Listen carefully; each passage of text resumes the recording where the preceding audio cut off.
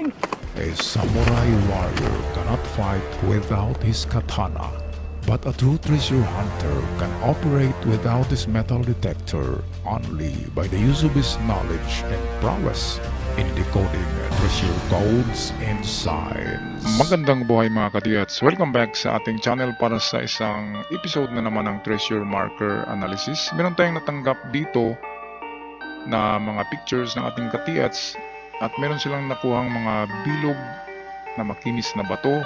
Ano nga ba ang mga ito? Bago natin ito tatalakayin, shout out muna tayo.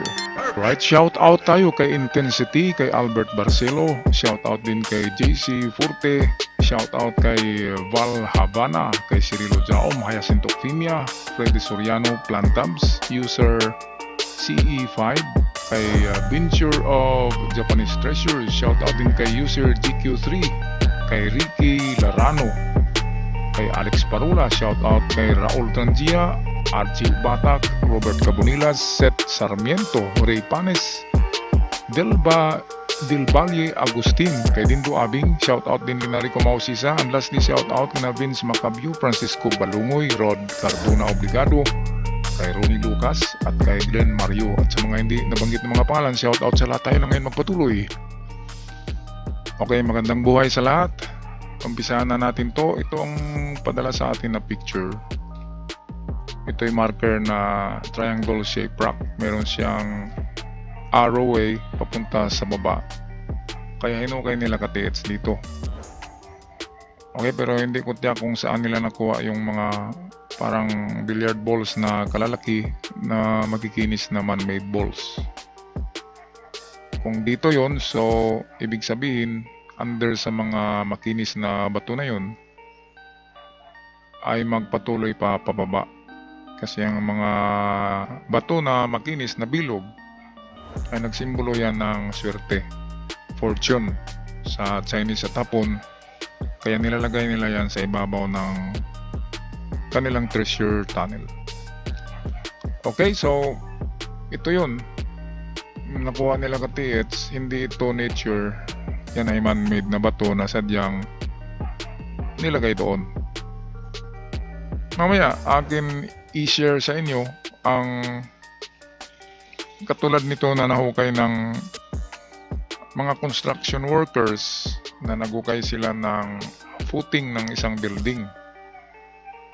Malaking building kasi yun, kaya 4 meters ang kanilang foundation. At doon nila sa 4 meters nakuha yung box na mayroong laman na 6 na ganito. Mas malaki kaysa billiard ball. So kung ganyan ang billiard ball, mas malaki yun. Kaya akala nila ay may laman yun ng mga diamond, kaya nilagari nila. Binasag nila ang isa doon. At sa gandang palad ay pinadala sa akin ang isang tipak. At ipapakita ko sa inyo dito na video kung paano nyo matiyak kung diamond, amigdat kung perlas ang nahukay nyo na bilog na malaking perlas, or kung yan ba ay ivory. Kasi yung ivory ay ginagawa din yan, yung elephant tusk, ginagawa din yan ng mga round balls, mga bola na puti na ginagamit sa billiard balls noong unang panahon. Ngayon ang mga billiard balls ay plastic na lamang yan. Noong 18th century ang mga billiard balls ay napakamahal niyan kasi gawa sa elephant tusk na ivory. From Africa pa yan. Okay, atin muna i-analyze tong sign na ito. Dito na portion, ito yung natibag na. Sa palagay ko ito yung spiral or snake sign na nakaganyan. So kung ganyan na nakaharap mga katiyats, ang original kasi niyan ay nakalatag sa lupa, nakaganyan yan sa ibabaw ng bato. So ang ibig sabihin yan ay treasure under. Ngayon dahil yan ay nakatagilid, okay, nakatagilid yan, drawing natin. So nakaganyan yan. Ito yung spiral niya. So, ang ibig sabihin sa loob ng bato na yan ng item. So, tama kayo na hinukay nyo dito. Ayan o. Hukayin nyo pa yan doon sa loob. mga 3 to 4 meters papasok. So 3 to 4 meters dyan, pasok kayo dyan. Tama yung ginawa nyo. Or pwede nyo rin barinahin lang itong portion dito. Baka mayroong ibinaon dyan na isang barita lang. Treasure enclosed in the rock. Okay, tama kayo dyan mga katiyats. Okay, kaya patuloy na tayo. Ibahagi ko sa inyo ang pag-testing ko ng nabiyak na perlas. Alright mga katiyats, ito yung inyong gawing test homemade test. Yung pag-testing nyo ng inyong nakuhang mga bilog na bato na makinis na parang perlas. Dalawa lang ang patutunguhan yan. Pwedeng ivory, white balls yan, or pwedeng giant pearl. Kagaya dito sa aking video ay makikita nyo ang karakteristik ng isang perlas. Okay, isa na pag-test kung perlas ang nakuha nyo. Ang perlas ay brittle yan. Kapag pinukpok mo yan ng maso sa steel, sa ibabaw ng steel, or itong ganyan na vice grip, dyan mo pukpukin, mababasag yan. Kasi brittle yan. Yan ay may karakteristik na parang clamshell. Di ba itong clamshell na pinakita ko?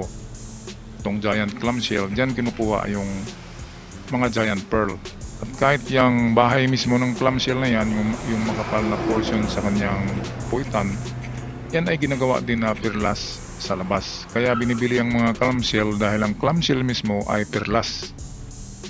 Ang tanging gawin lang dyan ay i-process yan na magiging mga bilog. Kaya bawal na ngayon kumuha ng mga perlas. Ngayon ito yung unang scratch test ko. Pangalawa na pala to. Yung una kanina, yung sa martilyo, ay pati yung bakal ay gasgasin niya. Kaya ano siya, talagang sharp. At ang buti, makita nyo yan, ay nandyan talaga merong scratch. Kaya hindi ito plastic. Malaman mo ang plastic kasi ang plastic hindi brittle. Kagaya ng elephant tusk na ivory, ang ivory ay hindi brittle yan. Pwede mo pukpukin yan. Kaya nga ginagamit yan na bola sa billiard balls noong 18th to 19th century. Ngayon ang mga billiard balls ay plastic na lamang. Kaya na-UUP. Ang mga ivory ay hindi na-UUP. At hindi sila brittle. Ang perlas ay nabibiyak yan kapag pukpukin. Kasi ang perlas, karakteristik niyan ay clamshell. Ang clamshell kapag pinukpok natin yan, nababasag yan. So dito tinetesting ko yan ng martilyo. Ayan, nabasag siya.